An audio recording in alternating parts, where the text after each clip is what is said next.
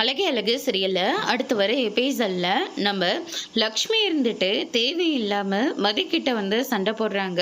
புருஷங்காரன் காஃபியை குடிச்சிட்டு டம்ளர் இங்கேயே வச்சிருக்கான், அதை எடுத்துட்டு போயிட்டு கழுவி வைக்கணும்னு ஒரு அக்கறையாவது இருக்கா பாரு அப்படின்ற மாதிரி சொல்லிடுறாங்க. குடிச்சிட்டு போனாரல்ல, எடுத்துட்டு போய் சிங்கில் வச்சா நான் என்ன கழுவ மாட்டேன் நான் சொல்றேன் அப்படின்ற மாதிரியும் சொல்லிடுறாங்க.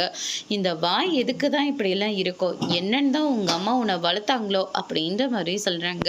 எங்க அம்மா என்ன சரியா தான் வளர்த்துருக்காங்க, உங்களுக்கு தான் பிள்ளைய வளர்க்க தெரியல அப்படின்ற மாதிரி சொன்னதுனால அதை பெரிய பிரச்சனையாவே ஆக்கி விட்டுறாங்க.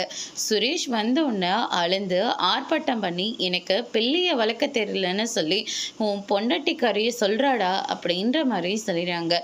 ஏன் அம்மா என்னை சரியா தான் வளர்த்துருக்காங்க, மரியாதையே எங்க அம்மா கிட்ட மன்னிப்பு கேளுன்னு சொல்றாங்க.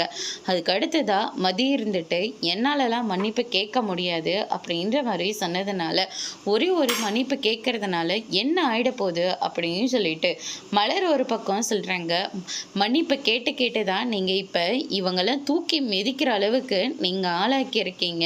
அவங்க செய்யறது தப்புன்னு உங்களுக்கு நல்லாவே தெரியுது. அதை தட்டி கேட்டிருந்தா உங்களுக்கு இந்த மாதிரி நிலைமெல்லாம் வந்திருக்குமா? ஒரு தண்ணி மொண்டு பக்கத்துல இருக்கிற தண்ணியை கூட இவங்களால ஒழுங்கா எடுத்து குடிக்க முடியல அப்படின்ற மாதிரி சொல்லிடுறாங்க.